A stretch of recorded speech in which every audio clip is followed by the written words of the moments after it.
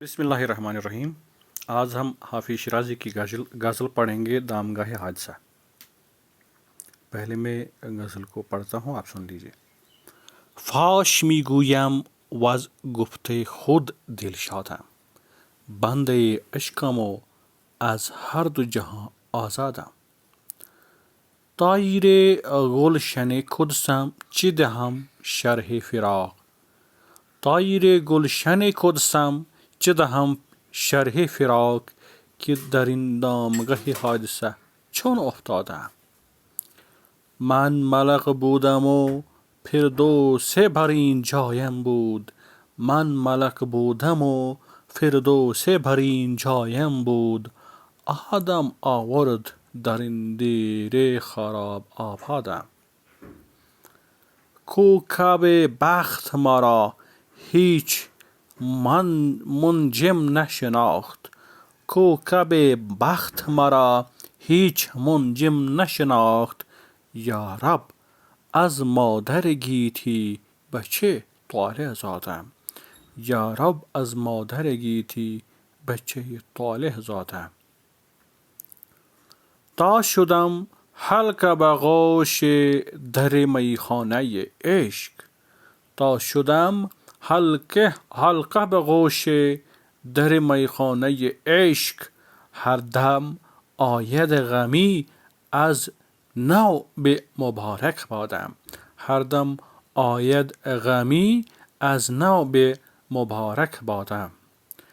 گر خورد خون دلم مردمک دیده روا است، گر خورد خون دلم مردمک دیده روا است. که چرا دل به جگر گوشه مردم دادم، که چرا دل به جگر گوشه مردم دادم. پاک کن چهره حافظ به زلف ز اشک، پاک کن چهره حافظ به زلف ز اشک. ورنه این سیل دمادم ببرد بنیادم، ورنه این سیل دمادم ببرد بنیادم. اب ہم اس غزل کا ترجمہ پڑھیں گے۔ اس غزل کا عنوان حافظ شیرازی نے دامگاہ حادثہ رکھا ہے۔ اس کا عنوان دامگاہ کہتے ہیں فارسی میں ایک ایسی جگہ کو، جنگل میں ایک جگہ ہوتی ہے جہاں چاروں گرد انہوں نے وہ بند رکھا ہوتا ہے اور وہاں جانوروں کو رکھتے ہیں، وہاں گایوں کو بیلوں کو رکھتے ہیں اور دن میں ان کو چرنے کے لیے لے جاتے ہیں۔ اس کو بولتے ہیں دامگاہ، یا ہم اس کو آسان طریقے سے کہہ سکتے ہیں کہ وہ پنجرہ ہوتا ہے جہاں جانوروں کو رکھا جاتا ہے۔ حادثات زمانے کے جو حادثات ہیں ان کی طرف اشارہ ہے، یعنی انسان کو جنت سے نکال کر اس دنیا میں لایا گیا ہے، اس پنجرے میں اس کو رکھا گیا ہے، یہ حادثات سے پر ہے، اس کی طرف اشارہ ہے۔ فاش میگویم وز گفته خود دلشادم، فاش گفتن یعنی برملا کہنا، وز گفته خود اور اپنے کہے سے، دلشادم میں خوش ہوں، دلشاد ہوں یعنی خوش ہوں۔ بندے عشقم میں عشق کا بندہ ہوں، وز ہر دو جہاں آزادم اور دونوں جہانوں سے آزاد ہوں۔ ترجمہ: برملا کہتا ہوں اور اپنے کہے ہوئے سے میں خوش ہوں، عشق کا بندہ ہوں اور دونوں جہانوں سے آزاد ہوں۔ حافظ شیرازی اس شعر میں عشق کے رازوں کو برملا اظہار کرنے کا دعویٰ کرتے ہیں۔ اپنے رازوں کو برملا اظہار کرتے ہیں اور اپنے ان رازوں کو اظہار کرنے سے حافظ شیرازی کا دل خوش ہوتا ہے۔ حافظ شیرازی کہتا ہے میں مسرت محسوس کرتا ہوں۔ اس کے علاوہ حافظ شیرازی خود کو آزاد بتاتے ہوئے کہتے ہیں کہ میں صرف عشق کا بندہ ہوں اور دونوں جہانوں کے فتنوں اور فسادوں سے آزاد ہوں۔ دوسرا شعر: طایر گلشن قدسم چه دهم شرح فراق، که در این دامگاه حادثه چون افتادم. طایر اس جانور کو بولتے ہیں جو اوڑھنے والا ہو، جس کو علامہ اقبال نے کہا ہے تو شاہین ہے، یعنی شاہین کی طرف اشارہ ہے. تو علامہ اقبال نے اس کو شاہین کی طرف اشارہ کیا ہے، لیکن حافظ شیرازی نے طائر کا نام لیا ہے. طائر گلشن قدسم، میں گلشن باغ کو کہتے ہیں، قدس فرشتوں کے باغوں کو کہتے ہیں، یا ہم کہہ سکتے ہیں کہ جنت کے باغوں کا. یعنی میں وہ جانور ہوں جو پاک فرشتوں کے باغوں میں اڑنے والا ہوں. چد ہم شرح فراق، میں فراق کی تشریح کیا کروں. یعنی میں جنت کے باغوں کا پرندہ ہوں، اور جنت سے میں دور ہوں اس دنیا میں، اور میں اپنی اس جدائی کی تشریح کیا کروں کہ درندہ مغہ حادثہ چن افتادم، کہ میں اس دنیا میں، یعنی میں اس حادثات کے پنجرے میں، یعنی دنیا میں کیسے پڑ گیا ہوں، میں کیسے پھنس گیا ہوں اس دنیا میں. فرشتوں کے باغوں کا پرندہ ہوں، جدائی کی وضاحت کیا کروں، میں کیسے بتاؤں کہ زمانے کے حادثات میں کیسے پڑ گیا ہوں. حافظ شیرازی اس شعر میں اپنی بے بسی کا اظہار کرتے ہوئے کہتے ہیں کہ میں زمانے کے حادثات میں پڑ گیا ہوں، لیکن میں کیسے پڑ گیا اس کی مجھے کوئی خبر نہیں ہے، جبکہ اصل میں فرشتوں کے باغوں کا پرندہ ہوں اور میرا کام باغوں کی سیر کرنا ہے. میں اس چنگل میں پھنس گیا ہوں. اشارہ حضرت آدم علیہ السلام کی جنت سے نکل کر دنیا میں آنے کی طرف ہے. من ملک بودم و فردوس برین جایم بود، آتم آورد درندیر خراب آبادم. میں ایک ملک تھا، میں ایک فرشتہ تھا. من ملک بودم و فردوس سے برین جایم بود، اور میری جائے، میری تختگاہ جو تھا وہ فردوس سے برین تھا، جنت تھا، جنت کا ایک طبقہ تھا. آدم آورد، حضرت آدم علیہ السلام نے مجھے لایا، آوردن لانا، درن دیر، اس دیر میں، اس زمانے میں یا اس دنیا میں، خراب آبادم، جو کبھی خراب اور کبھی آباد ہوتا ہے. علامہ اقبال کے اس شعر کی طرف اشارہ ہے، اشارہ نہیں کر سکتے کہ علامہ اقبال اس کے بعد آئے ہیں. تو علامہ اقبال نے اس مفہوم کے اسی سے لیا ہے کہ یہ دنیا ایک طرف اجڑتی ہے اور ایک طرف بنتی ہے. علامہ اقبال کی طرف نہیں، حالی کی طرف. حالی کا یہ شعر ہے کہ جو دنیا جو ہے ایک طرف بنتی ہے اور ایک طرف بگڑتی ہے. تو یہ زمانے کا دستور ہے، انسان جتنا بھی دنیا کو بنائے تو نیچرل لا ہے کہ جو بنتا ہے وہ بگڑتا ہے، اور جو بگڑتا ہے وہ بنتا ہے. اسری یسرا کی تشریح میں ہم یہ سمجھ سکتے ہیں. ترجمہ: میں فرشتہ تھا اور جنت بھری میری جگہ تھی، فردوس بھری. حضرت آدم علیہ السلام نے مجھے اس اجڑے ہوئی دنیا میں لایا جو کبھی بنتا ہے اور کبھی بگڑتا ہے. حافظ شیرازی اس شعر میں انسان کے ازلی مقام کی طرف اشارہ کرتے ہوئے کہتا ہے کہ میں ایک فرشتہ صفت انسان تھا اور میری جائے پناہ جنت بری یعنی فردوس سے بری تھی.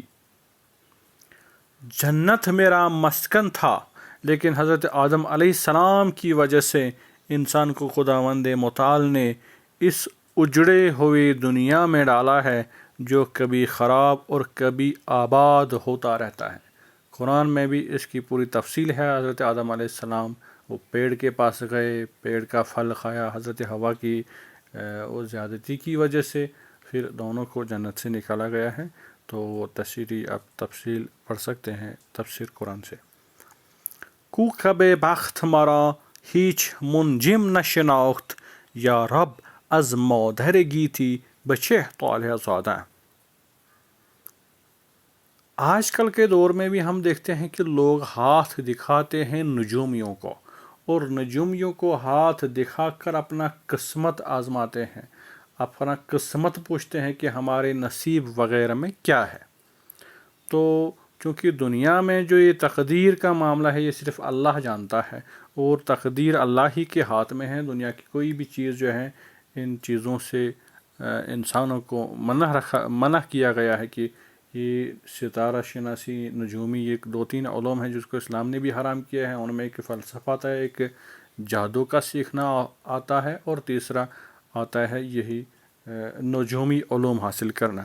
نجومی علوم اگر انسان حاصل کرے اس نیت سے کہ میں انسانیت کا بھلا کروں تو کوئی وہ حرج نہیں ہے, لیکن اس غرض سے کہ میں اس علم میں ماہر بنوں اور پھر اسلامی قوانین و عقائد کے برخلاف کام کرے تو اس کی سخت ممانعت کی گئی ہے. اس کی تشریح ہم سورہ شعراء میں پڑھ سکتے ہیں, آیت نمبر 222 سے 226 تک. تو میں اس وقت وہاں پہ نہیں جاؤں گا. تشریح میں کیا کیا مزید لکھا ہے تو یہاں علامہ اقبال نے بھی اس کی تشریح کرتے ہوئے وہ کچھ شعر کہے ہیں کہ شعر تو مجھے اس وقت یاد نہیں آ رہا ہے کہ کب تک رہے گی, کچھ ایسا ہی شعر ہے, انجم میری خاک کچھ ہے وہ شعر, تو اس وقت مجھے یاد نہیں آ رہا ہے, تو انشاءاللہ وہ میں کبھی بتاؤں گا. میری قسمت کے ستارے کو کسی نجومی نے نہ پہچانا, کو کب بخت مرا ہیچ منجم نہ شناخت. میرے قسمت کے ستارے کو کسی نجومی نے نہ پہچانا, اے میرے رب مادر گیتی میں میرا جنم کس خوش قسمتی سے ہوا. یعنی آپ نے میری تقدیر کو انسانوں سے محفوظ رکھا. حافظ شیرازی ماہر علوم نجومی کی قسمت و بخت شناسی کا اعتراض کرتے ہوئے کہتے ہیں کہ میری ستاروں جیسی قسمت کو کوئی نجومی نہیں پہچان سکا. میں انوکھا ہوں اور اللہ کے فضل و کرم سے میں خوش قسمت ہوں, اور خوش قسمتی سے اللہ نے میری خلقت کی اور میری قسمت کو نجومیوں سے پوشیدہ رکھا کہ میرے تقدیر میں کیا ہے. کب تک رہے گی محکم انجم میں میری خاک, یا میں نہیں یا گردش افلاک نہیں ہے. یہی ہے وہ شعر جو مجھے بھی یاد نہیں آ رہا ہے علامہ اقبال کا, تو اس کے مفہوم کے ساتھ میل کھاتا ہے. تا شدم حلقہ بغوش در میخانہ عشق, ہر دم آید غمی از نو بے مبارک بادم.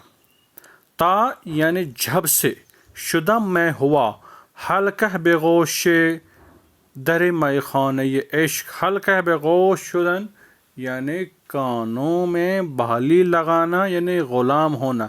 در میخانہ عشق, عشق کے میخانے کے دروازے کا, یعنی جب سے میں نے عشق کے میخانے کے دروازے کو قبول کیا, میں عشق کے میخانے کا دیوانہ ہو گیا ہوں, تو ہر دم آتا ہے غم, نئے نئے سر سے ہر روز میرے پاس آتا ہے مبارکباد دینے کے لیے.